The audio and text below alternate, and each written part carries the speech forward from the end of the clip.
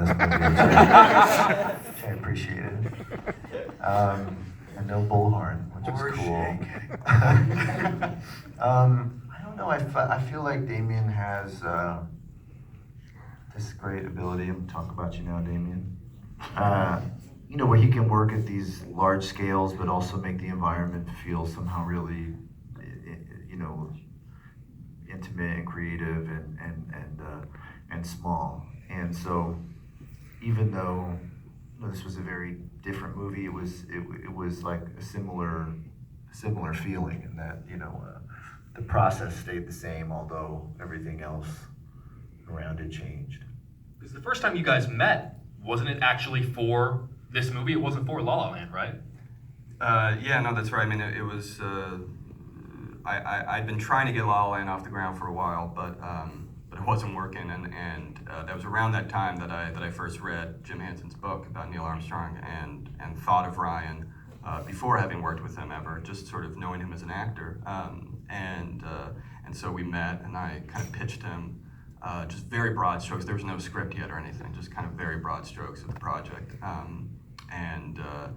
But then, that was going to take a lot of research and a lot of time, and so we wound up doing La La Land before. But I think, certainly what I learned doing La La Land with Ryan is just how intensely, how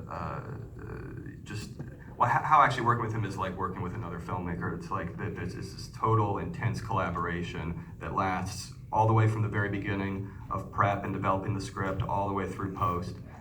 It's a total involvement and engagement. But what's interesting is I would say my experience with him on First Man was even sort of felt like double that amount of engagement. In other words, right as soon as we had finished La La Land and started talking about this movie, Ryan was taking flying lessons. He was, which made the producers really nervous, by the way. They weren't happy at all about that. He was, especially I think when they learned that you were learning how to stall a plane midair. Yeah, so that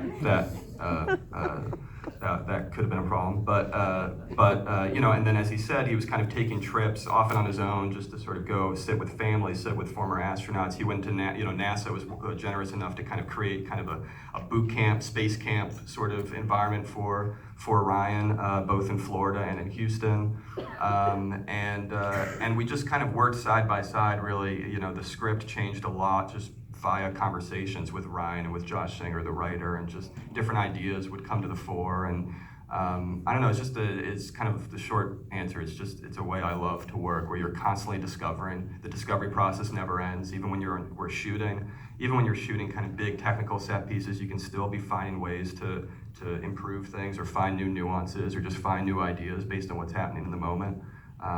So I think that's certainly something that I think helped make it special and not just sort of a recreation of period events, which I think Ryan was really adamant about. For sure. Keeping it that way.